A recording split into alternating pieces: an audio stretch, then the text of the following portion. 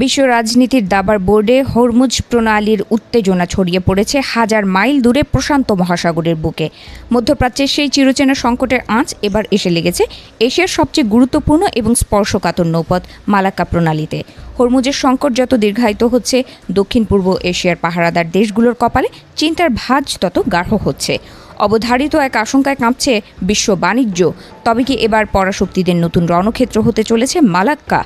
Singapore, Indonesia ও Malaysia এই তিন দেশের কোল ঘেঁষেই চলে গেছে বিখ্যাত মালাক্কা প্রণালী। ভৌগোলিক দিক থেকে এটি হরমুজ প্রণালীর চেয়ে প্রায় 5 গুণ দীর্ঘ, কিন্তু এর আসল রহস্য লুকিয়ে আছে এর সংকীর্ণতায়। সবচেয়ে সরু অংশে এই জলপথটি হরমুজের চেয়েও 10 গুণ বেশি সংকীর্ণ। এই সরু জলপথটি এখন রূপ নিয়েছে বিশ্ব রাজনীতির এক মহাবারুদে। ভবিষ্যতে যুক্তরাষ্ট্র ও চীনের মধ্যে কোনো সংঘাত বাঁধলে এই জলপথের দশা কেমন হবে তা নিয়ে ঘুম উড়েছে আঞ্চলিক নেতাদের। সিঙ্গাপুরের পররাষ্ট্রমন্ত্রী ভিভিয়ান বালাকৃষ্ণন গত মাসেই এক বিস্ফোরক ও নাটকীয় হুঁশিয়ারি দিয়ে বলেছেন, যুক্তরাষ্ট্র ও চীন যদি প্রশান্ত মহাসাগরের যুদ্ধে জড়ায়, তবে হরমুজ প্রণালীতে এখন যা দেখছেন তা ওই বড় যুদ্ধের একটি ট্রেলার বা ড্রাই রান মাত্র। অর্থাৎ আসল সিনেমা তো এখনও বাকি। কেন এই সামান্য জলপথ নিয়ে এত কাড়াকাড়ি?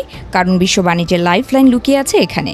পারস্য উপসাগর থেকে এশিয়ার প্রধান বাজারগুলোতে যাওয়া তেল সহ বিশ্ব বাণিজ্যের 1/4 বেশি পণ্য এই পথ দিয়েই আনা নেওয়া করা হয়।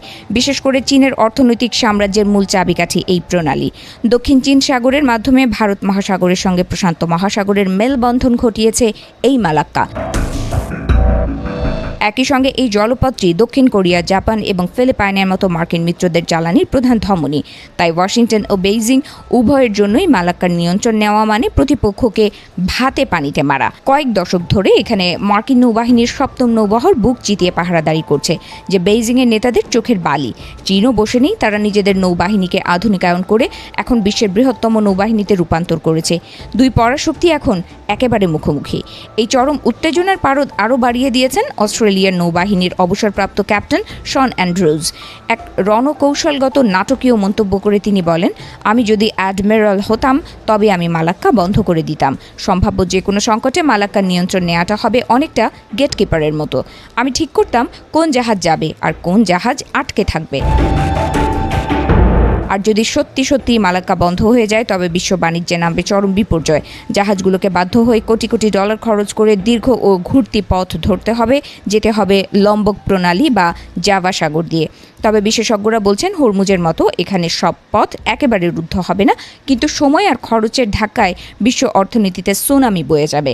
আর এ কারণেই চীন তার মালাক্কা ডিলেমা বা মালাক্কা উদ্বেগ থেকে বাঁচতে বিকল্প তেলের পাইপলাইনের উপায় খুঁজছে হন্যে হয়ে। এদিকে এই সংকটের আগুনে ঘি ঢালার মতো আরও এক কাণ্ড ঘটিয়ে বসেছিলেন ইন্দোনেশিয়ার অর্থমন্ত্রী পুরবায়া ইউধি সাদেওয়া। ইরানকে দেখে অনুপ্রাণিত হয়ে তিনি প্রস্তাব করেছিলেন মালাক্কা প্রণালীতে টোল বুথ বসানোর, যদিও পরে ইন্দোনেশিয়া সরকার পিছু হটেছে।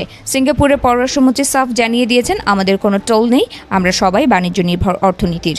অন্যদিকে মালয়েশিয়াও হুঁশিয়ারি দিয়েছে, আঞ্চলিক দেশগুলোর সম্মতি ছাড়া এখানে কোনো মাতব্বরি করা চলবে না।